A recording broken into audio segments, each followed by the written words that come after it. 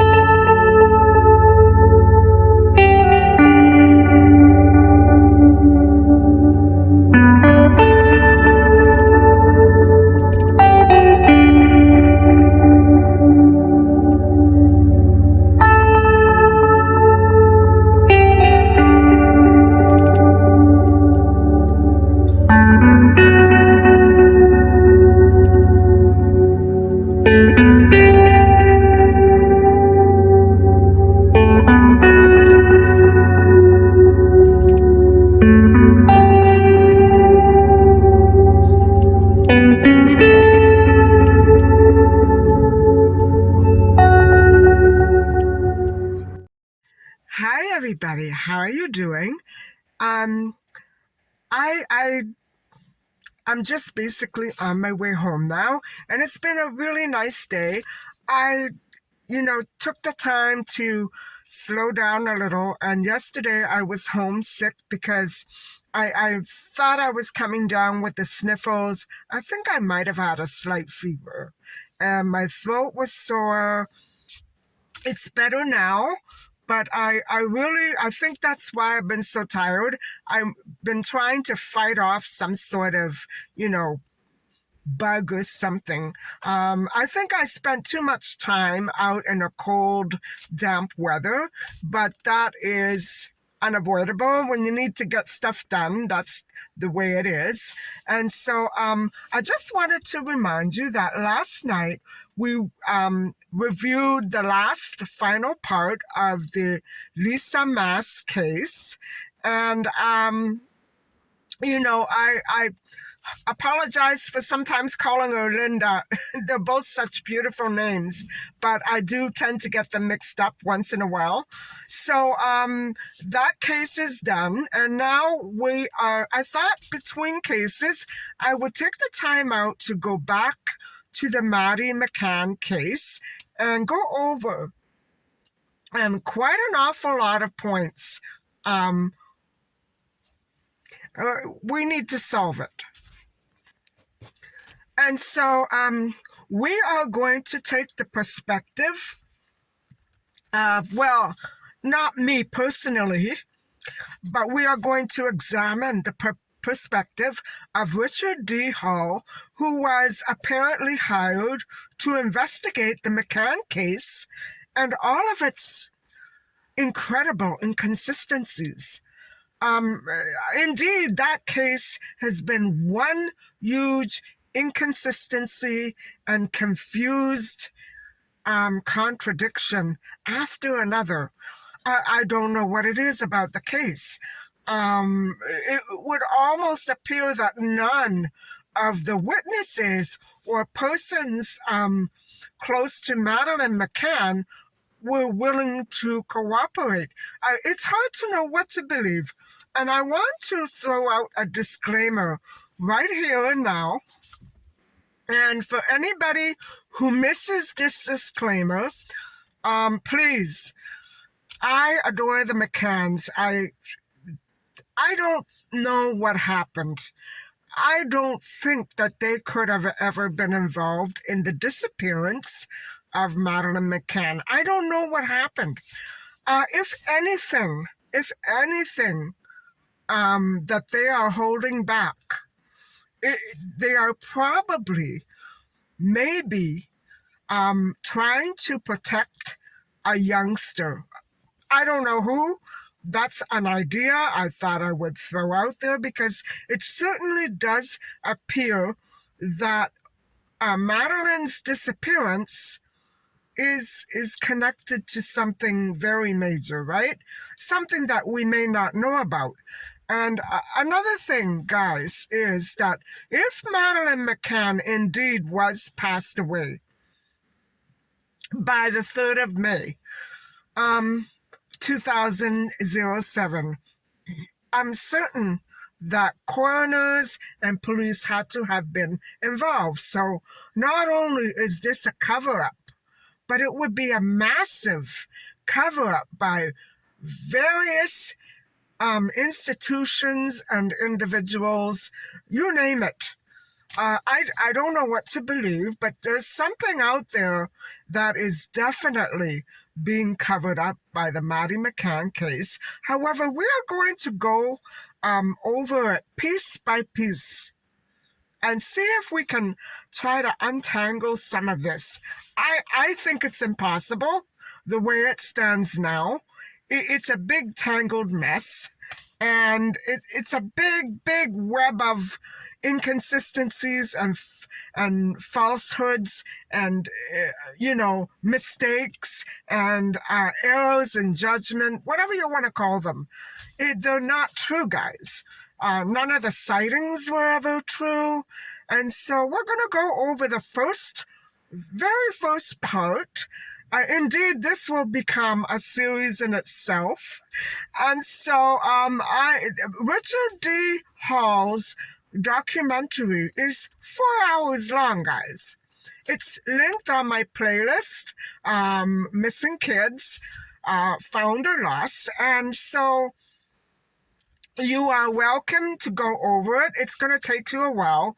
But he's made several documentaries, and I believe he was attacked for what he tried to point out.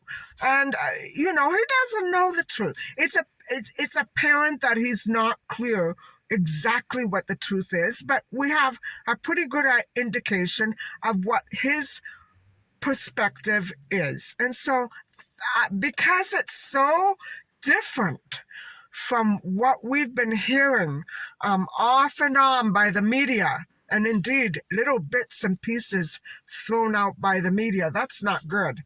That's very confusing, and it's not good journalism either. But that's what we have to go on. All these ridiculous headlines and, articles that just give you pieces and fragments. That's not journalism. That's deliberate confusion. So later on, after I make my dinner and show you my haul, I only bought a couple of things, guys. I ran out of water. We're going to go over those first few hours of the case, where the timeline actually is alleged to have begun. And so bear with me tonight. We're going to get into it. And please, to the McCanns, guys, I adore you, but this has to be examined. And you know that I'm coming from a good place. I just want the truth. And I'm not going to say anything else about the McCanns because I don't think they deserve hate. I think they went through a terrible ordeal, and we'll go over that again later on. So I'll see you at home, guys.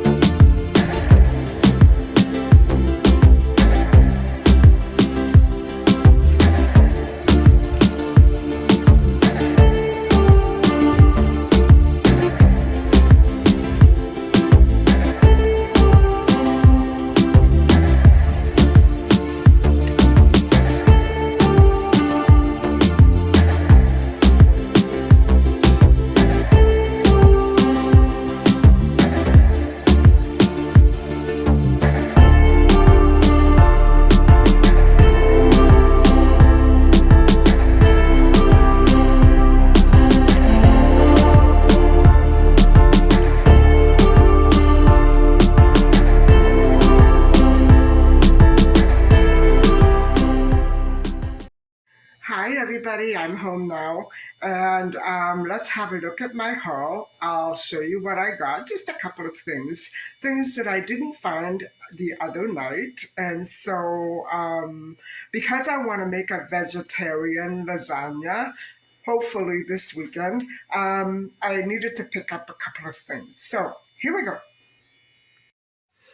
So these are the things that I couldn't find the other night, and even though I looked, but guys, there were so many people there.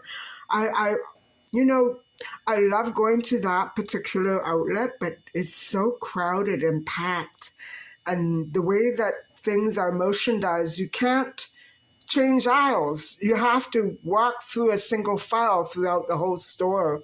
It's really tight in there. And I still like going to that one, though. The location is very convenient. But anyway, here are the items that I'm running low on. And so I needed some more of this. I just opened another package yesterday, so I know I'm I'm going to be needing They usually last about a month, maybe a little more. I don't use a whole lot all at once. I put them in my soups. Basically, that's it. And so then I did find some pasta dough because, guys, I don't like whole wheat pasta. Unless I get my pasta machine, I'm not going to attempt to make any more whole wheat pasta dough. It just doesn't turn out on me. It remains very thick and lumpy no matter what I do to it. So there's the pasta dough. And I decided to pick up some eggplant and zucchini, my chocolate mint gum. And guys, I did buy three jugs of water, 4 liter jugs. They're still in my car because I have another two right here. And so that's the haul. Altogether, it cost me 16 something. There you go. I wanted to let you know the artichoke dip that I made last night with chickpeas. You would not believe how good this is. And I'm thinking of maybe mixing this in with my tomatoes for the lasagna filling, along with some sliced vegetables. It's amazing, guys. It is so good. And it's amazing what tofu can taste like when you mix it with other things. Anyway, that's my protein.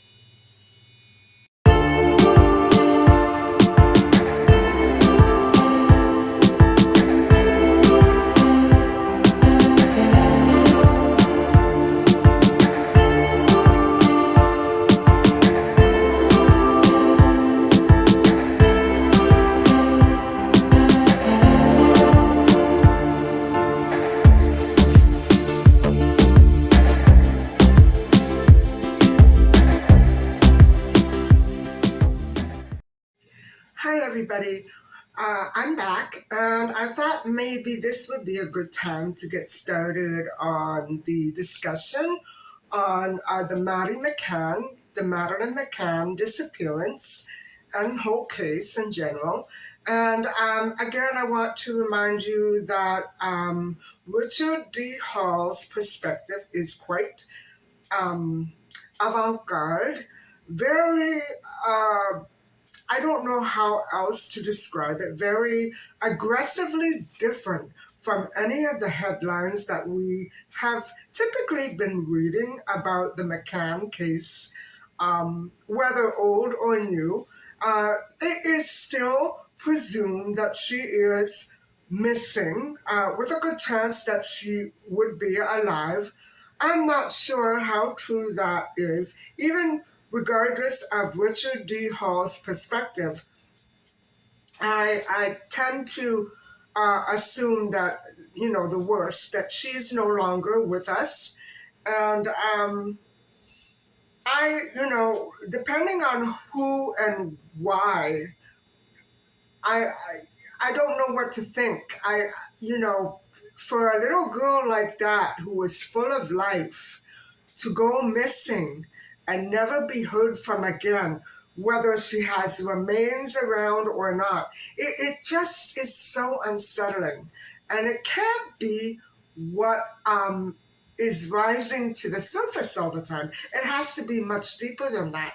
And that's what I want to do. I want to try and show people other shades of the truth. Now, of course, I just told you the traditional, conventional belief is that Madeleine McCann is still alive and out there, possibly looking for her mom and dad and long lost family. We don't know if she would be alive. We don't know if she would have a recollection of them or how vague.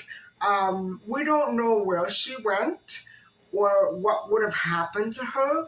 But taking that stance that she's still alive, I would say even though she may realize that something would be off about her life, probably she would never, put two and two together, because depending on what she looks like and where she is, maybe she has no access to news, or maybe another remote part of the world. We don't know. She probably has no inkling of who she is. So that's one perspective, the conventional perspective. And now I thought maybe we should get on to Richard D. Hall's perspective. And right off the bat, I would like to say a couple of things. First of all, where do I start? Richard D. Hall's documentaries are online, and I have this one in particular that I am speaking about linked to my Missing Kids playlist. So if you want to take a look there. And Richard D. Hall is promoting his uh, productions, um, and he's trying to, I guess, he's trying to raise a different kind of awareness, a different kind of perspective and focus on this case. And what he's asking is that as many of us as possible share that documentary. That's why I put it on my playlist, so you would have access to it. And because it's so long, and because it's so complex and involved, I thought I would just try to do what I can on my part to transfer that information to you in plain and simple, everyday terms. Um, his video is very easy to understand, but why am I doing this? I'm doing this, A, because I think it's important content, B, because he doesn't have subtitles enabled in his documentary. And so I thought maybe I could be a help there, like me, maybe be an intermediary. If for those of you whose first language may not be English. And so that could have been me too.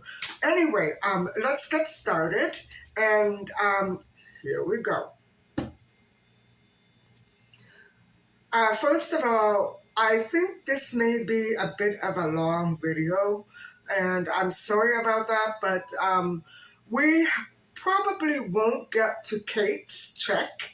This one is on the beginning of the timeline. So his objective, Richard D. Hall's objective, is quite astounding and earth-shattering. And naturally, what investigations normally do lead to. The furthest thing from the truth is usually what is true. And so even though it's not pleasant for us to think that perhaps the McCanns may know more than what they are letting on, I don't want to think that, guys. But I have to entertain that thought if I present you Richard D. Hall's perspective. And I wouldn't unless I thought there was something to it. If I thought it was bunk or pure hogwash, I wouldn't address it. But I really do think there's something here. Although he hasn't pinpointed exactly what it could be, he makes many suggestions. So I don't know how many videos this is going to take to cover his entire documentary, but let's try. So his objective is to prove that Madeleine was not alive at all throughout that holiday week. And let's refresh our memories. The McCanns arrived on Saturday, May the 28th, 2007. And she was indeed on the plane. They have footage of her going on the plane, driving from the shuttle to the hotel. They have footage of all their friends. Guys, they have footage of the twins and Maddie. Actually, it's not the, some of it is video. others are images. So they have a few images of Maddie and the twins playing at the Ocean Club Villa playground. That would have been late Saturday afternoon. And so they arrived in Portugal, and you could see that the children have not changed their clothing yet. So that, to me, guys, is a very clear indication that she was alive Saturday, because the clothing matches what they wore at the airport, boarding the plane and on the shuttle to the hotel.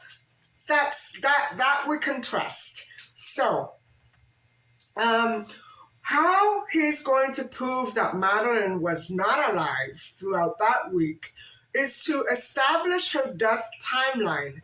And Richard will do this by working backwards from May the 3rd before that.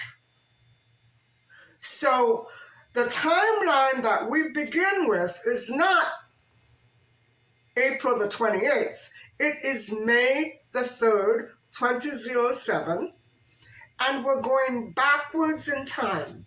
We're going to examine all the witness statements and what was said about Madeleine McCann. And so, May the 3rd, as you know, would have been the date of her alleged abduction. Her actual days spent there, and other sightings of Maddie would be in the backwood, anything before that, in other words. So he's going to go over all those sightings, what witnesses saw, where she was playing, what she did in school, how she took a walk, how she played tennis, how she went swimming. Guys, what I want to say is that I'm telling you right now, I have never been able to find any valid or real sightings or incidences with Madeleine whatsoever. Not by the hotel staff, not by the tapas friends. Now, before I forget, I want to just remind you that the McCanns traveled with 3 other couples, I believe it was. The Paynes, the Russells, the O'Briens, and Jane Tanner and her boyfriend. And so that would be 4 couples. They all had children, but they were all medical professionals. Weird. Not that weird, because the McCanns were also both doctors. Not that weird, but still creepy weird. You know, I wouldn't want I wouldn't want to be traveling with that many doctors. It would, give me the creeps. Anyway, everybody has their own taste. So they were traveling with 4 other couples. And so none of those other couples were able to provide a valid witness statement. When I say that, I mean something that could be checked out. Nothing could ever have been checked out. And so, not by the tapas friends, not by nursery staff, not by the hotel staff, or anyone else after Saturday. And so it's all apparently alleged that Maddie was there. It's all alleged. And so what we have to do is put ourselves in the hands of all these people who don't have any proof other than what they're telling us, that Maddie was there. No photographs. Just 1 or 2 after this one, and we're going to get into that much, much later. But now I don't know if the stories, now let me say this first. We're going to start by an examination of the bedtime checks. You know, when the McCanns and the O'Briens kept going back and forth to check on their kids. Okay, that in itself is weird. But anyway, um, I don't the people who did the checks, okay, um, Jerry, Kate, and O'Brien, Oldfield, I should say. That's who I forgot. Okay, so the Oldfields, the Paynes, the O'Briens, and the Russells, and Jane Tanner. Make that 5 couples. Wow, what a whole lot of people to contend with. Okay, so now, I don't know if the stories didn't pan out, meaning, okay, Kate and Jerry and Russell O'Brien's stories corroborated each other. But there was no evidence. And we're going to get into that.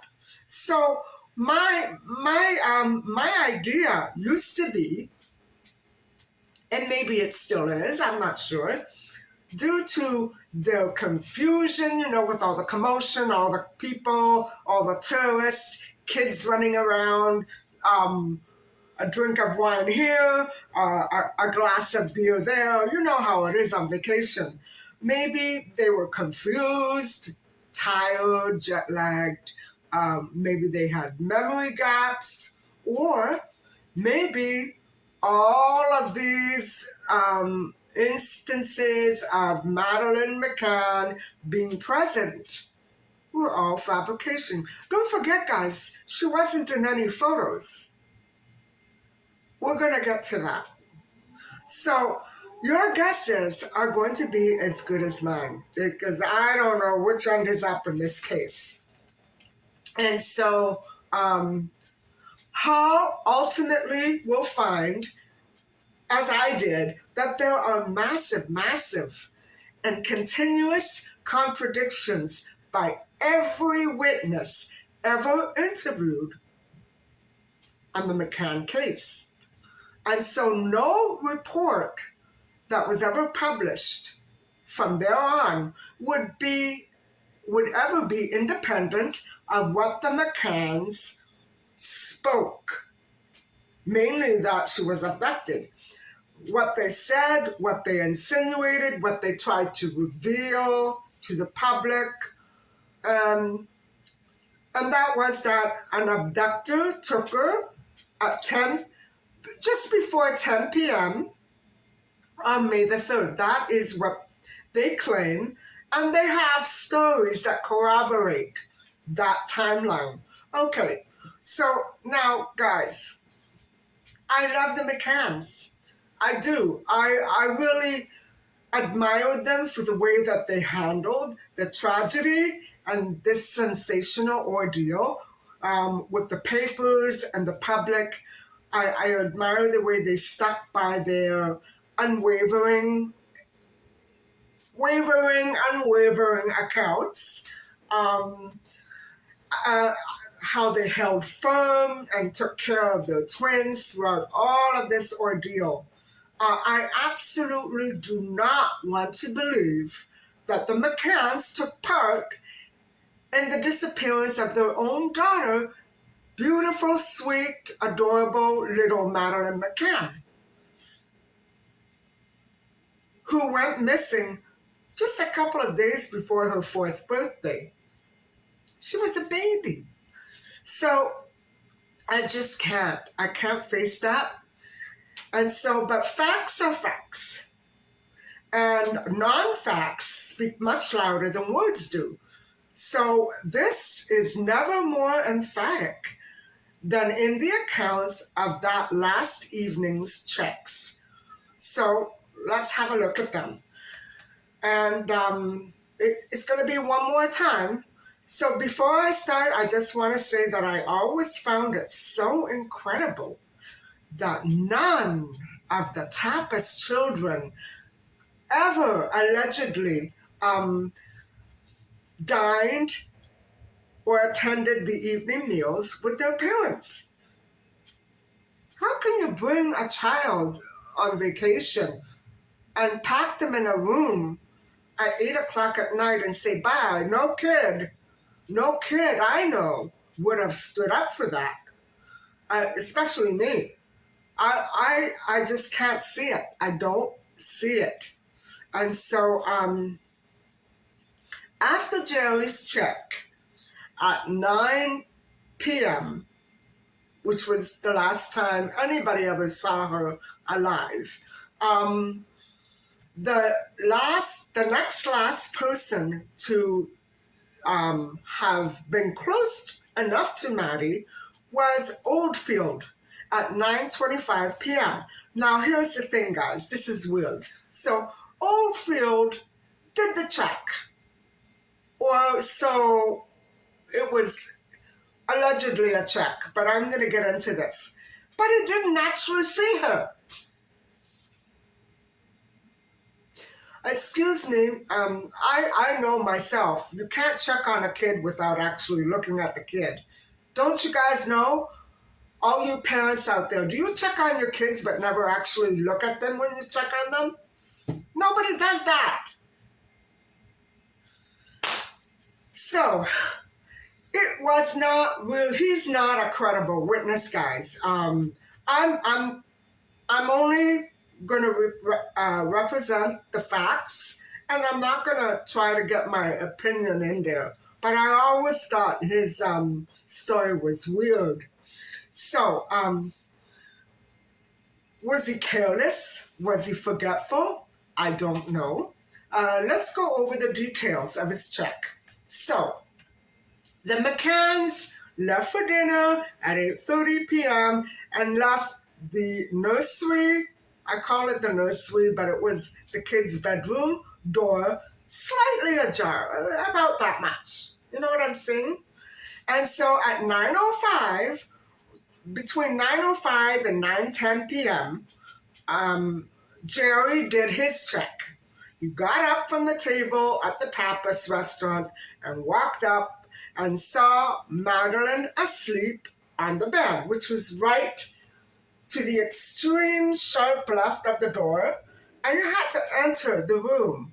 You couldn't see her from the hallway. You had to enter and look there. You know what I'm saying? So he did that. But while he was on his way to the room, he said, gee, that's weird because the door is almost halfway open and we left it open that much. And nobody had done a check yet, so. Anyway, the door was almost half open. So could this be near the time that Madeleine was removed? Maybe immediately after that? I'm not sure.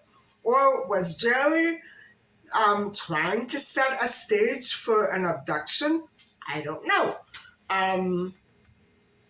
Richard Hall does entertain that thought very, very strongly. I don't know what to make of it. So, my previous theory that an abductor indeed was hiding in there, now, to me, it seems weak, doesn't it? Remember when I went over the case a couple of months ago? And I thought, gee, an abductor must have been hiding there. I now really question that theory. So another door in the apartment seemed to have been opened further than it actually had ever been, when it had in fact actually been closed. That's what Jerry says. And he remembers going to close that door as well. Wow, all this detail. And Jerry's entire check took 5 minutes, guys. And he later claimed that he was then certain that the abductor was in that very apartment right then, because he had the feeling that something was wrong. So he said, okay, so this is where it gets weird and wonky. And there's something so off about this next check. Okay, so at 9:25, Around 9:25, Kate stood up. Okay, Jerry went at 9:05, and now it was Kate's turn. And so she stood up, and when she stood up, old Phil got up and said, "Whoa, I'm doing the check. Sit down and relax." Okay, so when the investigators went back to talk to Oldfield, he said, well, the parents were doing checks every 15 minutes. That's not true. They were doing them every half hour, or else there'd be a lot more traffic. Can you imagine how weird? 5 sets of parents going back and forth. This is crazy, guys. Can you imagine? I can't imagine it. I can't picture it. 5 sets of parents going up and down constantly. I don't think that it was true that they were all checking on their kids every half hour. I think there were kids dining there. Maybe not all of them, but some of them. Because this story is weird. To me, it was always weird.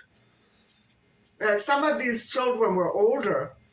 There's no way they would have been put to bed at 8 o'clock at night. No way. Anyway, so Oldfield said we were checking on the kids every 15 minutes. Not true according to the other parents, especially the McCanns. So Russell O'Brien also went at the same time to check on his own children. Now, that's weird. Why would Russell O'Brien go to check on his own kids with Oldfield? Was there a party going on up there? I don't know. Something was up, guys. Something was up. I know that Russell O'Brien's kids were sick. One of the girls was puking and she was crying. She was sick. I don't know who she was with. Why would a parent leave a child either unattended or with a sitter when she's sick? Take food up to your room, no? It doesn't make sense to me. This story doesn't make sense. This is the one that I had so many problems with.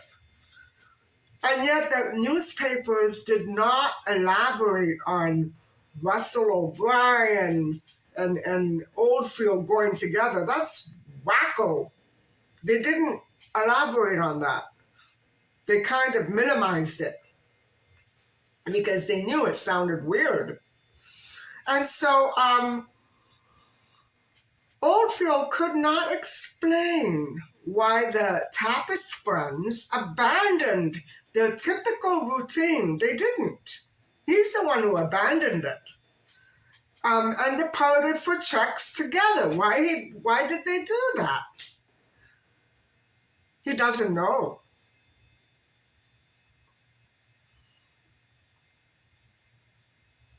Guys, come on. This is weird. And so Oldfield took Kate's 9:30 check, and he said that he would check on Maddie for her. Wow. Who would check on Maddie? Thursday at 9:30, May the 3rd, he would check on Maddie. Well, as far as I know, the McCanns had 3 children, not 1. Why would he say that? Where was Maddie? It almost implied that Maddie was somewhere else, other than with the twins. You know what I mean? Thinking about it and hearing that. Now, mind you, Jerry and Kate weren't saying any of this crap. It was Oldfield that was saying it. I need a little break. Okay, so Oldfield first went to his own apartment to check on his girls. And then he went to Russell O'Brien's. Why? I don't understand that point. I don't understand it. There, one of O'Brien's daughter was crying and puking, and so she was sick. I'm wondering, did anybody hear all that commotion? All that crying and all that puking? Nobody heard it? If anybody did, the police never asked. Not to my knowledge. So, was Maddie in that apartment? Was that why Oldfield went there? You know what I'm saying? I have to wonder, why would he go to Russell O'Brien's daughter's, you know what I mean? Why? Did they have joining rooms? That would be the only... Guys, this story is so fake. This part right here, it's fake. It's made up.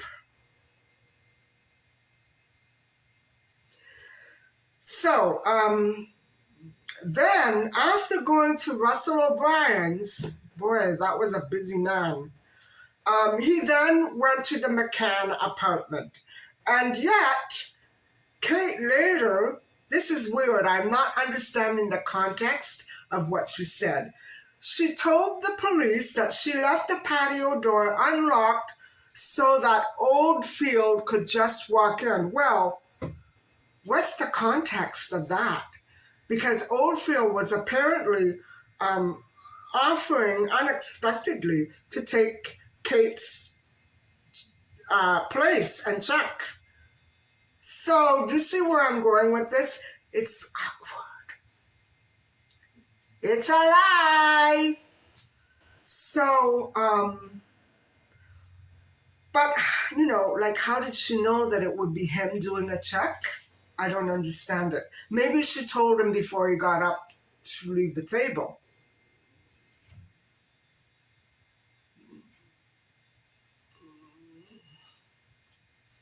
I think the police might have done a better job at questioning them and getting the details right.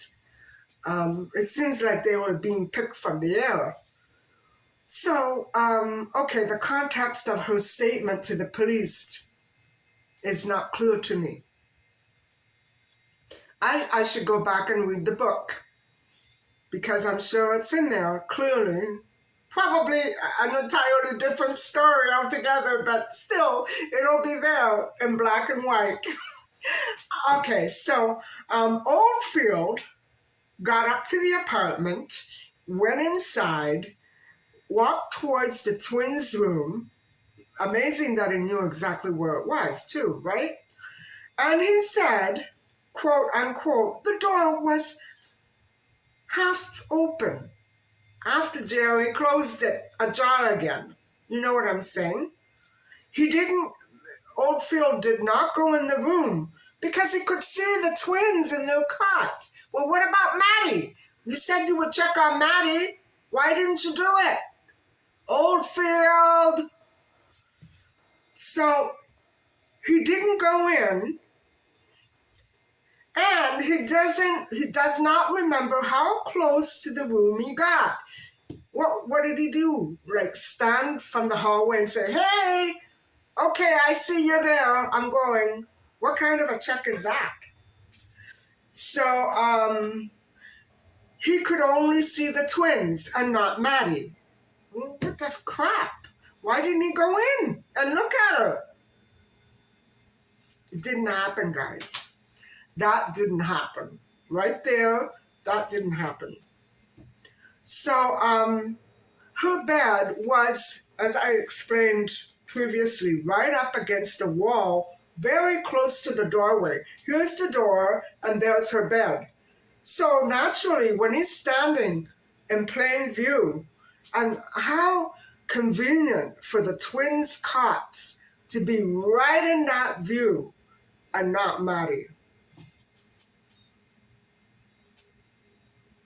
I'm seeing it now. Are you? So, I take all this baloney check to me that he knew she wasn't going to be there. He didn't bother looking. It's very obvious to me that he knew that she wouldn't be there. Where was she? Did he know the abductor? Alleged abductor? Why didn't Oldfield go to Maddie? Because she wasn't there. Okay? You guys understand that, right? Okay, so the check was not done. He said he would check on Maddie. He didn't do it. Oldfield, you're such a loser. You're not marriage material, that's for sure. So Oldfield said the green curtains were closed. They were together. But he was wrong. They were blue and white and not green. So he's not credible, guys. Either that or he's a complete idiot. I think it's a fabrication.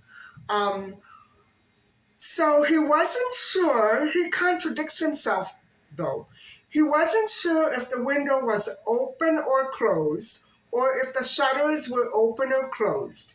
He also noted that this room was better lit than his own children's room, maybe from the street lamps. I don't know.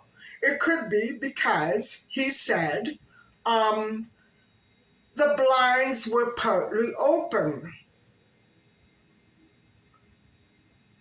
Okay, so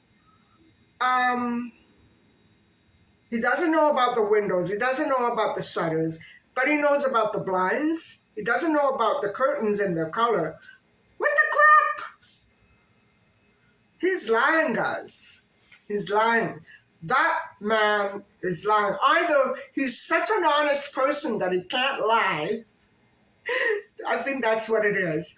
Or, this is a pure fabrication.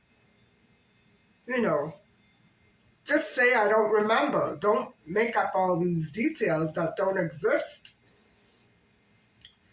So he contradicted himself by admitting that he remembered some details about the window, but not 3 others.